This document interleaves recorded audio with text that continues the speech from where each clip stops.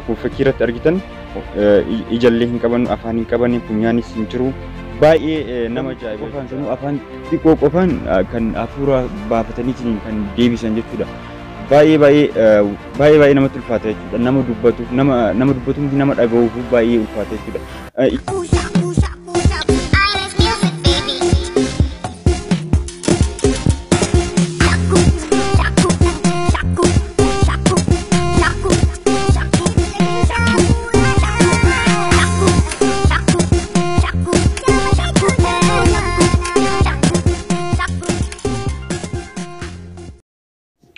Ashama warruftu kenna kabajamu fi jaalatamu baga deebitanii gara chaanaalii keenyaa dhuftan ani Shakuudha Shakuuti. Warroon chaanaalii keenyaaf haaraa taatan chaanaalii keenya subscribe gochuudhaan maatii keenyatti dabalamaa isiniin jedha. Eegaa viidiyoo tokkoon gama keessan dhufee jira. Viidiyoon kunis viidiyoo baay'ee miira keessa nama galchuudha. Hanga xumuraatti nafaana turan affirraa kooti. Irraa viidiyoo irraa keessatti manguddoo tokko ilaalla. Manguddoon kun kan dhalatan ardima keenya ardima irra jiran Afrikaa keessatti. Afrikaa keessaa naannoo baadiyyaa tokkotti isaan maal seetanii fuula hin qaban, fuulli isaanii guutumaan guututti hin jiru. Akkamitti akka nyaatanii fi akkamitti akka dhugan baay'ee nama garaa nama nyaata. So wajjumaan kan laalu ta'a. Isaan kun nama isaan deeggarus hin qabani. Gama kaaniin ammoo amantaa musliimaa hordofan jechuudha. Amantaa musliimaa osuma hordofanii ammoo salaata isaanii shananiyyuu uummata akka hin dhiisan jechuudha. Gidduutti hin dhiisanii akkasumas waan rabbi isaaniitiin walitti isaan kaleessu ni raawwatu, ni salaatu, du'aa ni kadhatu, zikri godhu waan garaagaraa jechuudha. Waan amantaadhaan wal qabatu hundayyuu ni raawwatan jechuudha. Baay'ee nama gaddisaamee akkuma fakkii irratti argitan ijallee hin qaban, afaan hin qaban, funyaanis hin jiru. Baay'ee nama ajaa'iba jechuudha.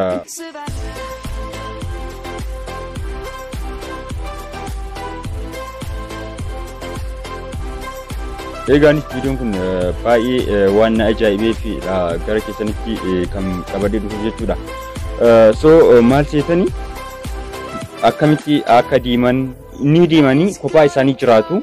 Nama isaan gargaaru tokko illee hin qaban jechuudha.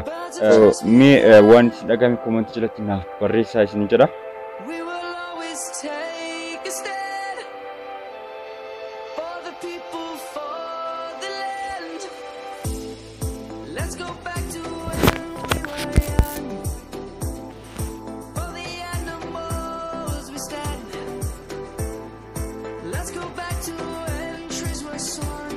Manguddoon kun kan dhalatan naannoo goolaba waraana addunyaa lammaffaa keessa naannoo bara 1994 akka seenaan himutti jechuudha. So erga dhalatan irraa jalqabee akkuma argitan huma tokko jireenya isaanii oofachuudhaaf nama rakkisu keessaadha kan jiraatan jechuudha. Kun baay'ee sammuu namaatiif illee baay'ee kan namatti ulfaatudha jechuudha. Kan waan xiqqoo tanayyuu miti qaamni namaatu harkinu yoo namarraa cite waan namatti dhagahamu hedduun keessanillee argitaniitu ni beektu jedhee yaada. Hanga xumuraatti mee na wajjin. Manguddoo kun yeroo tokkotti akka seenaan jedhutti abdii kuturraa kan ka'e ani addunyaa kanarra jiraachuu hin barbaadu, of balleessuun barbaada jedhanii hanga lubbuu ofiitti balleessuuf gahanii turanii. San booda ammoo gara jahannam deemuu barbaada addunyaa kanarra. Addunyaan kun nagahee jira jedhanii akkas hanga lubbuu fi balleessuu gahanii turan jechuudha. Haa ta'u malee hanga ammaatti lubbuun ni jiranii. San booda ammoo waan rabbi isaaniitiin walitti kaleessu raawwachaa jiran jechuudha hanga ammaatti jechuudha. Egaa firnita kun baay'ee waan rakkisaadha jireenya ilma namaa keessatti. Waan kana hunda dhabanii addunyaa kanarra jiraachuun baay'ee ulfaataadha. Namni rabbi laaffiseef yoo ta'in jechuudha. Isaan kun kanaa miti nama bishaan udu'aa kennuufiyyuu of maddii isaaniitiin qaban jechuudha. Yeroo hedduu ni rakkatu. Sababa kanarraa kan ka'e afaan arabiitiin tamimuu jedhama. Tamimuun jechuudha udu'ayyuu kan godhaniitiin kan salaatan jechuudha. Qulqullina qaama isaanii eegataniitiin. Akkasuma ammoo akkuma viidiyoo irratti argaa jirtan yeroo nyaatan baay'ee rakkatu, yeroo dhugan baay'ee rakkisa jechuudha. Afaan isaanii xiqqoo ta'urraa kan ka'e jechuudha.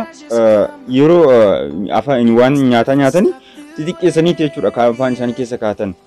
So kun baay'ee rakkisaadha. Akkuma viidiyoo irratti ilaalaa jirtan baay'ee waan nama ajaa'ibudha.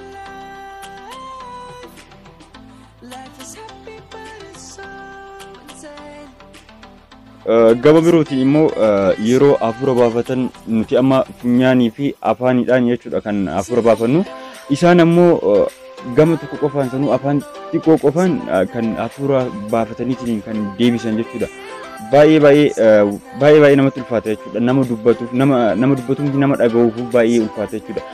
Isaan ammoo isaan ka irra jiru miti nutti iyyuu baay'ee ulfaata jechuudha. Nuyi dhaga'uuf wanti kun. So reaction keessan jalatti na barreessaa yaada qabdan jechuudha.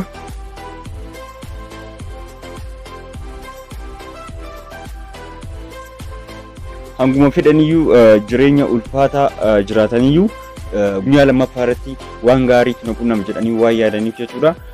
Salaata isaanii ni salaatu, rabbiin ni kadhatu. Kun baay'ee waan nama gammachiisudha. Abdiin kutuun irraa hin mul'atu. Konfidensii baay'ee namatti tolutu irraa mul'ata jechuudha isaanirraa. Kun akka dubbatanitti jechuudha. Egaa umriin isaanii gara dargaggummaatti gahee booda jechuudha. Heerumaniitiin jireenya godhatanii ijoollees akka argatanidha kan dubbatan. Sanbura garuu jireenya isaanii oofachuun xiqqoo ulfaataa waan ta'eef abbaa manaa fi ijoollee isaaniitiin adda ba'uun dirqama ta'ee jira jechuudha. Sanboodas sadarkaa amma irra jiran kanattis jireenya baay'ee ulfaataa akka jiraataa jiran kan argaa jirrudha jechuudha. Viidiyoo irratti akkuma argaa jirtan jechuudha. Baay'ee garaa nama nyaata.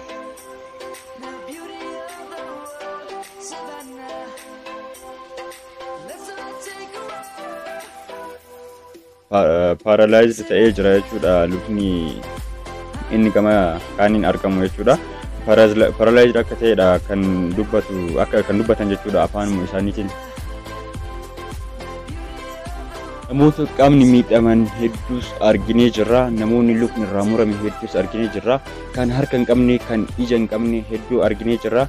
Garuu namni kana hundayyuu bakka tokkotti fuulaa fi ija hin qabne yeroo jalqabaatiif jechuudha ardii keenyarra hin jira jedhee yaadee hin beeku. Kun baay'ee waan nama gaddisiisudha. Manguddoon kun maqaan isaanii Aminaadha. Akkuma reefus hin jedhe naannoo keessatti gaarii akka qabanidha jechuudha. Hawaasni naannoo isaanii ollaaliin kan himanii fi akka seenaan isaanii dubbatu jechuudha. Kan biroo ammoo yaalamuufis maallaqa gahaa akka hin qabnee fi qabeenya hangas yaaliidhaaf isaan geessuuf kan hin qabnee fi naannoon isaan jiraatanis magaalaa irraa waan fagaatuuf baay'ee jireenya rakkisaa keessa akka jiranidha kan dubbatanii.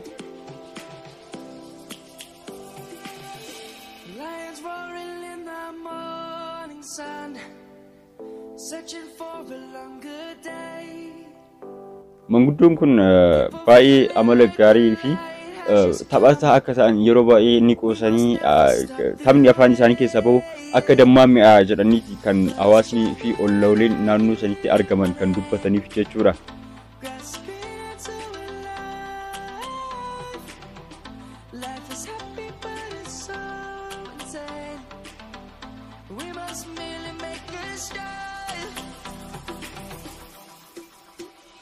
Savannah, I'm coming home. Savannah, we'll never be alone. Savannah, the beauty of the world. Savannah, let's all take a ride. Savannah.